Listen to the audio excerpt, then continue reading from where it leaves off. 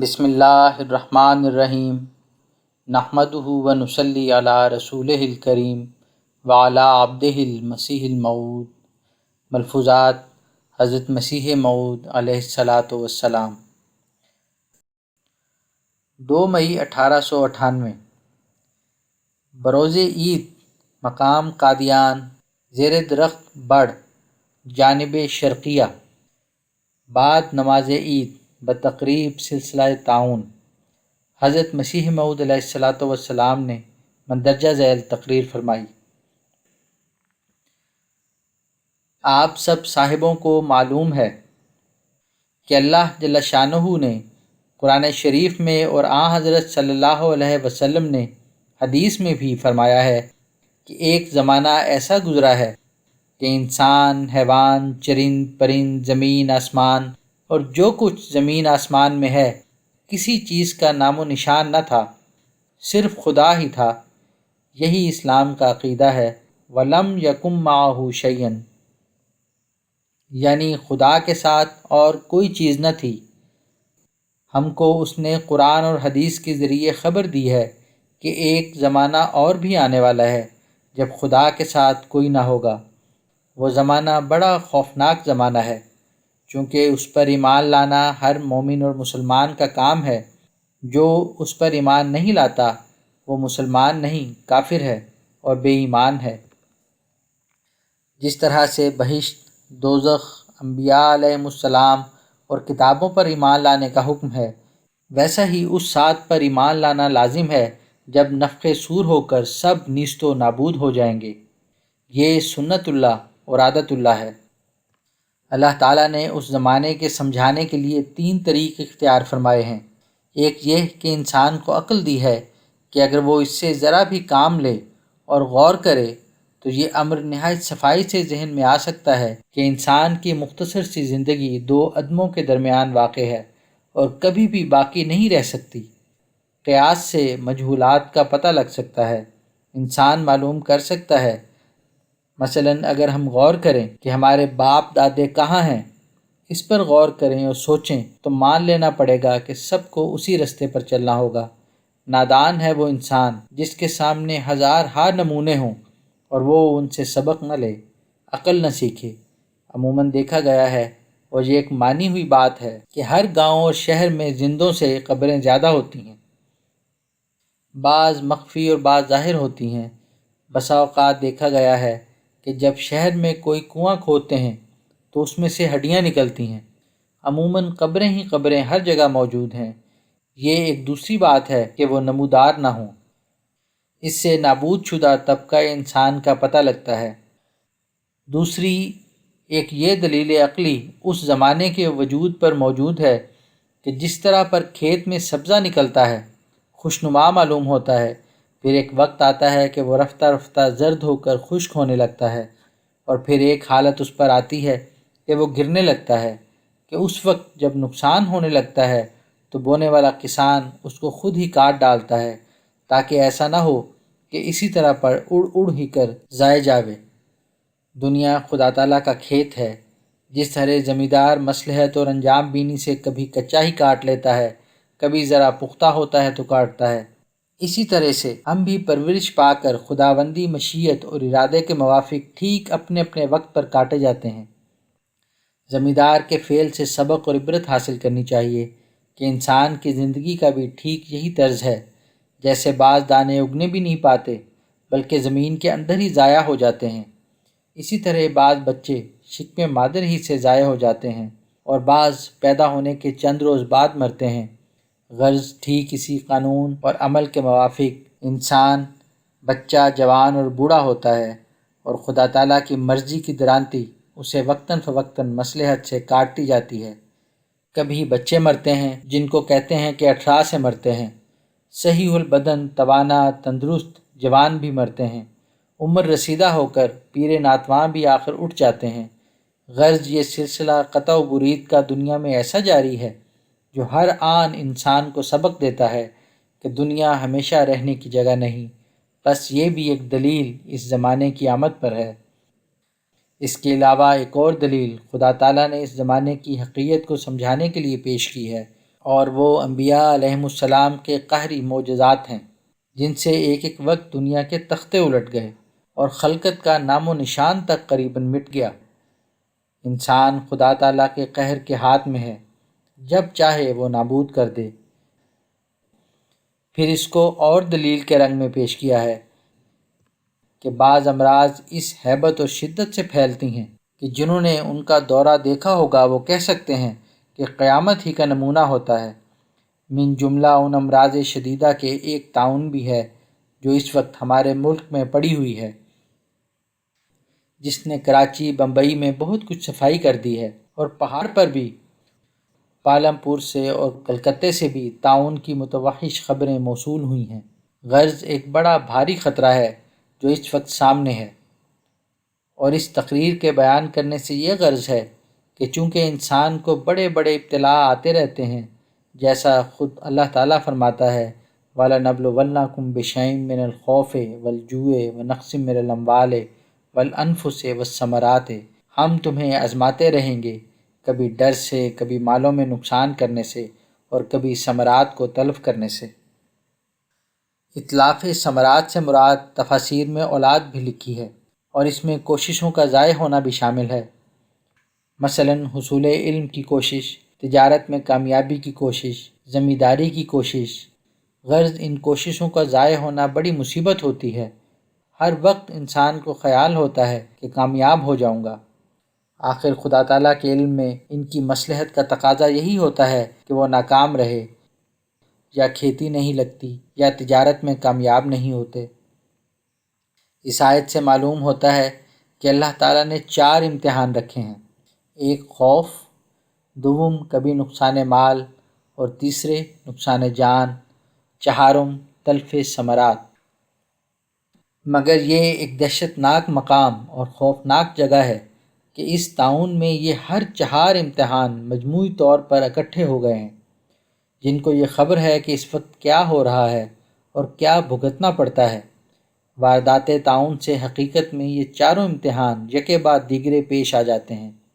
یہی نہیں کہ آدمی مر جاتا ہے، گورنمنٹ انگلیشیا نے ایک ضرورت اور اشد ضرورت کی وجہ سے، اور پھر ایسی مصلحت اور ضرورت سے جیسی مہربان ماں کو اپنے بچوں کی غور و پرداخت اور نگہداشت میں کبھی کبھی پیش آ جاتی ہے، یہ قانون پاس کیا ہے کہ جس گھر میں طاعون کی واردات ہو اس گھر کے رہنے والے باہر نکال دیے جاویں، اور اندر ضرورت ہمسائے اور محلہ دار، اور اشد ضرورت کی صورت میں گاؤں کا گاؤں ہی خالی کر دیا جاوے، بیمار الگ رکھے جاویں اور تندرست الگ رکھے جاویں، اور وہ مقام جہاں ایسے لوگ رکھے جاویں ہلکی ہوا میں ایسی جگہ پر ہو جس کے نشیب میں پانی نہ ہو اور خوب آمد و رفت ہو سکے، اور اس کے متصل ہی قبرستان بھی ہو تاکہ مرنے والوں کو جلدی دفن کر سکیں، تا ایسا نہ ہو ان کے تعفن سے ہوا اور زہریلی ہو۔ یہ ایک ایسا شدید ابتلاء ہے جس کی وجہ سے بمبئی، پونا اور بعض دیگر مقامات وغیرہ میں لوگوں نے ٹھوکر کھائی ہے۔ غرض گورنمنٹ نے ان تدابیر کے اختیار کرنے سے جو نیکی سوچی ہے، اور در حقیقت اس میں نیکی ہی ہے، اس کو بدی قرار دیا جاتا ہے۔ یہ افسوس اور سخت افسوس کی بات ہے کہ جس سے نیکی کی جاوے وہ اس کو بدی سمجھتا ہے۔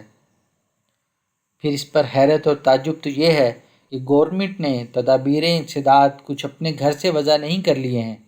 یونانی طبیبوں کا اس پر اتفاق ہوا ہے کہ طاعون جس گھر میں ہو وہ اس گھر بلکہ شہر بلکہ ملک تک کو صاف کر دیتی ہے۔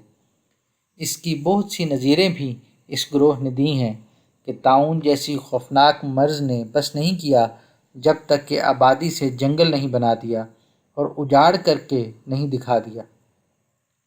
اکثر لوگوں کو خبر نہیں ہے۔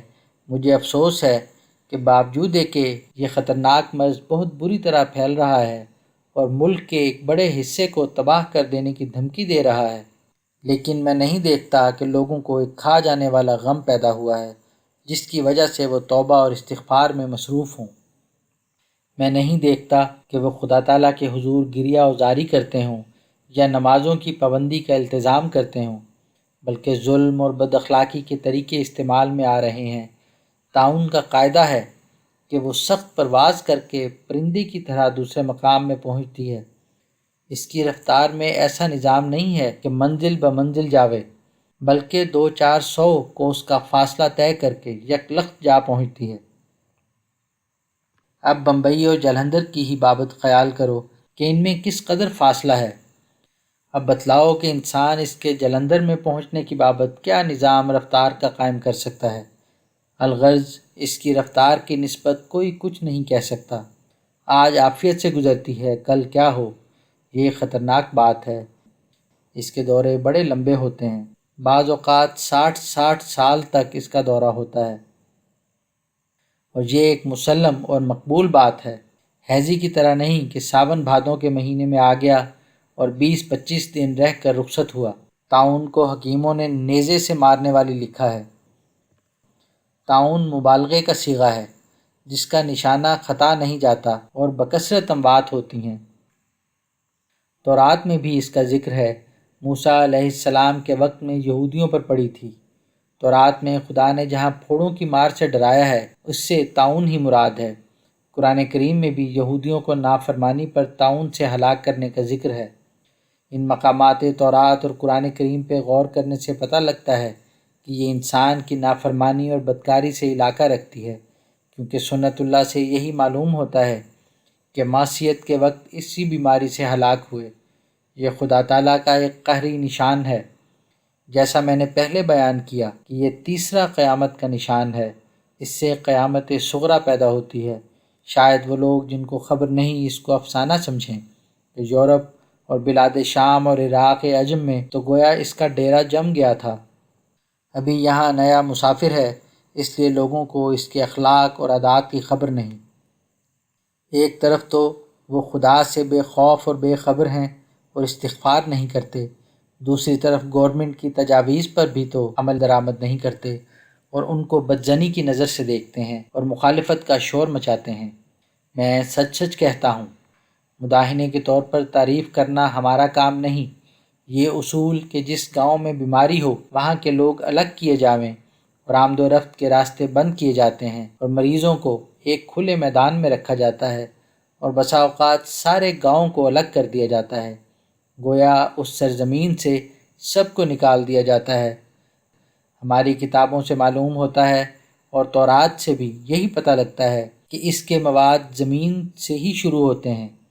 یہ خیال کیا جاتا ہے کہ یہ مرض چوہوں سے پھیلتا ہے، یہ بھی من جملہ دیگر اسباب کے ایک سبب ہے۔ دراصل جو زمین بدکاریوں اور جفاکاریوں سے لانتی زمین ہو جاتی ہے، اس میں یہ سمیت پیدا ہو جاتی ہے اور بڑے بڑے خوفناک طریق پر وہ مبتلا عذاب ہو جاتی ہے۔ مگر کوئی ہم کو یہ تو بتلائے کہ گورنمنٹ نے کیا برائی کی جو یہ کہا کہ وبا زدہ مکان کو چھوڑ دو۔ جو کام ہماری بھلائی کے لیے ہو، اس میں برائی کا خیال پیدا کرنا دانش مند انسان کا کام نہیں۔ میں نے جیسا کہا ہے کہ اگر گورنمنٹ یہ حکم دے دے کہ کوئی نہ نکلے تو لوگ اس حکم کو اس سے بھی زیادہ ناگوار سمجھیں، کیونکہ جب گاؤں میں طاعون پھیلے اور لوگ مرنے لگیں تو کوئی بھی برداشت نہ کرے گا کہ اس گھر میں رہے۔ دیکھو جس گھر یا مکان سے کبھی سانپ نکلے، لوگ دہشت کھاتے ہیں، خواہ وہ سانپ مار بھی دیا جاوے پھر بھی اندھیرے میں اس مکان کے اندر داخل نہیں ہوتے۔ یہ انسان کی ایک طبعی عادت ہے۔ حیرت ہے کہ انسان اندیشے کی جگہ سے واقف ہو اور پھر امن اور چین کے ساتھ اس میں رہے۔ کیا ہو سکتا ہے کہ جس گھر سے مردہ پر مردہ نکلنا شروع ہو جاوے اور اہل خانہ اس میں بیٹھے رہیں، فی الفور خود ہی چھوڑیں گے اور اسے منحوس بتلا کر کنارہ کر جائیں گے۔ اگر یہ لوگ اسی حالت میں چھوڑے جاتے اور گورنمنٹ کسی قسم کا دخل نہ دیتی، پھر بھی یہ لوگ وہی کرتے جو آج گورنمنٹ کر رہی ہے۔ اصل بات یہ ہے کہ لوگوں کو طاعون کی خبر نہیں، وہ اس کو نزلہ زکام کی طرح ایک عام مرض سمجھتے ہیں۔ اللہ تعالیٰ نے اس کا نام رجز رکھا ہے۔ رجز عذاب کو بھی کہتے ہیں۔ لغت کی کتابوں میں لکھا ہے کہ اونٹ کی بنے ران میں یہ مرض ہوتا ہے اور اس میں ایک کیڑا پڑ جاتا ہے جسے ناف کہتے ہیں۔ اس سے ایک لطیف نکتہ سمجھ میں آتا ہے کہ چونکہ اونٹ کی وضع میں ایک قسم کی سرکشی پائی جاتی ہے، تو اس سے یہ پایا گیا کہ جب انسانوں میں وہ سرکشی کے دن پائے جاویں تو یہ عذاب علیم ان پر نازل ہوتا ہے۔ اور رجز کے معنی لغت میں دوام کے بھی آئے ہیں۔ یہ مرض بھی دیر پا ہوتا ہے اور گھر سے سب کو رخصت کر کے نکلتا ہے۔ اس میں یہ بھی دکھایا ہے کہ یہ بلا گھروں کی صفائی کرنے والی ہے، بچوں کو یتیم بناتی اور بے شمار بے کس عورتوں کو بیوہ کر دیتی ہے۔ اور رجز کے معنی میں غور کرنے سے اس کا باعث بھی سمجھ میں آتا ہے کہ یہ مرض پلیدی اور ناپاکی سے پیدا ہوتا ہے۔ جہاں اچھی صفائی نہیں ہوتی، مکان کی دیواریں بدنما اور قبروں کا نمونہ ہیں، نہ روشنی ہے نہ ہوا آ سکتی ہے، وہاں عفونت کا زہریلا مادہ پیدا ہو جاتا ہے، اس سے یہ بیماری پیدا ہو جاتی ہے۔ قرآن کریم میں جو آیا ہے وَالرُّجَّ فَاہْجُرْ، ہر ایک قسم کی پلیدی سے پرہیز کرو، ہجر دور چلے جانے کو کہتے ہیں۔ اس سے یہ معلوم ہوا کہ روحانی پاکیزگی چاہنے والوں کے لیے ظاہری پاکیزگی اور صفائی بھی ضروری ہے، کیونکہ ایک قوت کا اثر دوسری پر اور ایک پہلو کا اثر دوسرے پر ہوتا ہے۔